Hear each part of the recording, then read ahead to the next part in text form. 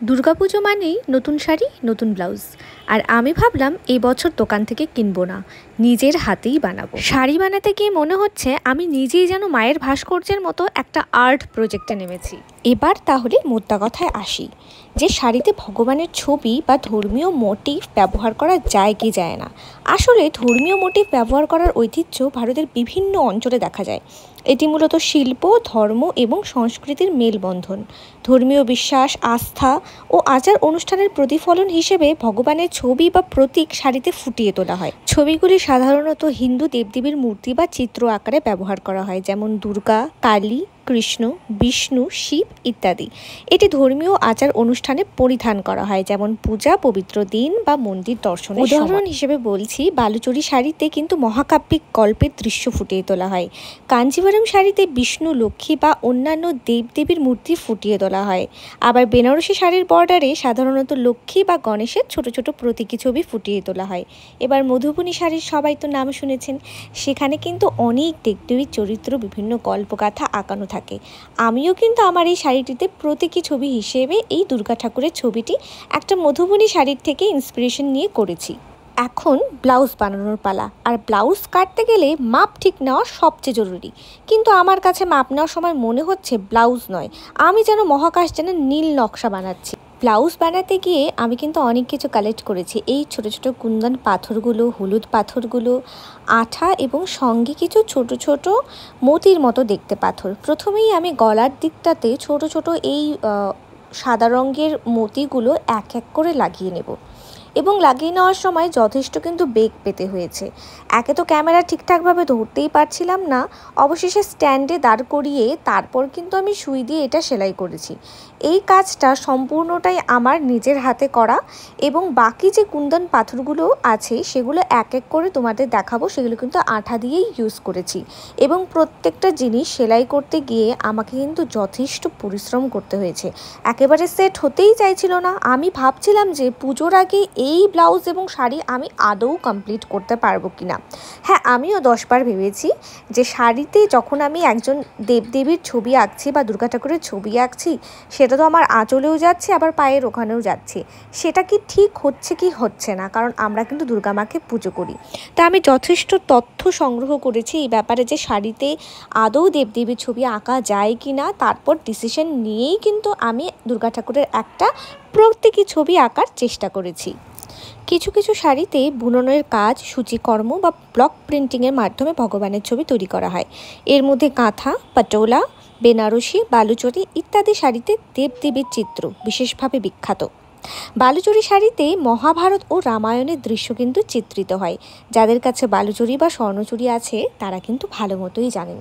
এরপর দেখো, আমি এক এক করে প্রত্যেকটা পাথর সুন্দর করে একটুখানি আঁকিয়ে নিয়েছিলাম শেপগুলো, এবং সেটা কিন্তু আঠার মাধ্যমে লাগিয়ে তারপর সেগুলোকে ভালো মতন সেট করেছি। এবং এই ব্লাউজটা তৈরি করার সময় একটা কথাই মাথায় রেখেছি, যে আঠাগুলো যেন খুব ভালো মতো শুকোয়।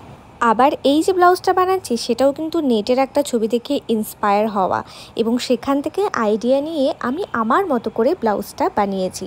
প্রত্যেকটা জায়গায় যেখানে যেখানে পাথরগুলো লাগাবো সেই প্রত্যেকটা জায়গাতে সুন্দর করে আমি এই আঠাটা লাগিয়ে নিচ্ছিলাম প্রথমে, এবং তারপর পাথরগুলো দিয়ে ভালো মতন সেটাকে বসিয়েছি। ব্লাউজটি তৈরি করতে করতে তোমাদের সাথে আরও কিছু কথা বলি। এই যে এই ধরনের ছবি আঁকা যে সমস্ত শাড়িতে থাকে, এগুলো সমাজের কিছু বিশেষ গোষ্ঠীর আচার বা ঐতিহ্যের অংশ হয়ে থাকে। বিশেষ করে ধর্মীয় অনুষ্ঠান বা মেলাতে এই ধরনের শাড়ির প্রাধান্য বেশি দেখা যায়। এর মাধ্যমে আস্থা এবং ধর্মীয় বিশ্বাস প্রকাশ করা হয়।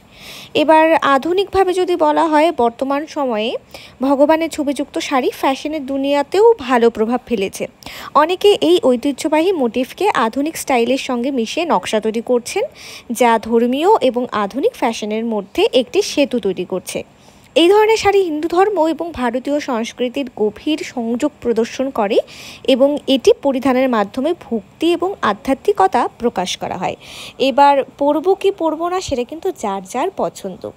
আমি যেমন প্রতীকী ছবিগুলো পরতে আমার কোনো মানা নেই, সেই জন্য আমি আমার যে শাড়িটি ডিজাইন করেছি, বা আমাদের ইচ্ছেবাক নামক যে পেজটা, সেটা যে শাড়ি ডিজাইন করেছি সেটা কিন্তু এসব কথা মাথায় রেখেই শাড়িটি ডিজাইন করেছি। তো দেখতে দেখতে দেখো একটা নেকলেস টাইপের ডিজাইন আমি পুরো ব্লাউজ জুড়ে কিন্তু করে ফেললাম। এখানে একটা মজার কথা বলে রাখি, যদি এই ব্লাউজটি পরো তাহলে কিন্তু আর নেকলেস পরার দরকারই পড়বে না। এর সঙ্গে আমি কিছু হলুদ রঙের বিটসের ইউজ করেছি এবং সুন্দর করে কুন্দন পাথরগুলো একে একে ডিজাইন সহকারে কিন্তু বসিয়ে দিয়েছি। তো এরপরে দেখো হলুদ রঙের যে পাথরগুলো, প্রত্যেকটা পাথরকে ইন্ডিভিজুয়ালি কিন্তু সম্পূর্ণ ব্লাউজের গলা জুড়ে একদম ভালো মতন করে সেলাই করা রয়েছে, যাতে এগুলো পরে না যায়। এবং তার নিচে কিন্তু আঠা দিয়ে আমি আবার গ্রিপিংও করে দিয়েছি, যাতে একেবারেই জায়গা থেকে না নড়ে। এবং হাতার কথা বলছি, ব্লাউজের যে হাতাটা আছে সেটাতেও কিন্তু আমি বিভিন্ন জায়গায় সাদা রঙের পুঁতিগুলোকে সেলাই করে অ্যাটাচ করে দিয়েছি।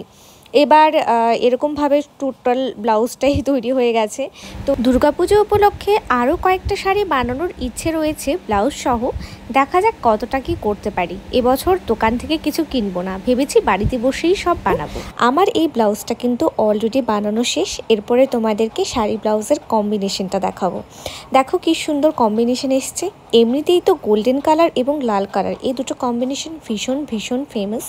আর তার সঙ্গে আমি কিছু গোল্ডেন জরিরও কাজ রেখেছি এবং এই দুটো মিলিয়ে এবার কিন্তু আমার দুর্গাপুজোর ড্রেস তৈরি। তো তোমাদের যদি কারো ভালো লাগে তাহলে তোমরা আমাদের ওই ইচ্ছেবাগ পেজে গিয়ে আরও অনেক যে কালেকশন আছে সেগুলো কিন্তু একবার দেখতে পারো। এবং আমার এই কাজটি যদি ভালো লাগে তাহলে প্লিজ আমার এই পেজটিকে কিন্তু লাইক বা একটু ফলো করতে একদমই ভুলো না। চলো এবার চলে যাই কুমোরটুলিতে, একটুখানি শ্যুট করব। এত সুন্দর একটা শাড়ি বানিয়েছে, এত সুন্দর সেজেছি, তো শ্যুট না করে কি আর থাকা যায়। তো কিছু রিলস ভিডিও এবং আমার এই ভিডিওর জন্য কিছু কিছু শ্যুট করে নিচ্ছিলাম। তারপরে বাড়িতে এসে দেখলাম যে ভীষণ সুন্দর রোদ উঠেছে, ছাদের উপরে গিয়ে ভিডিও করে নেবার পালা। তো please do subscribe to my channel.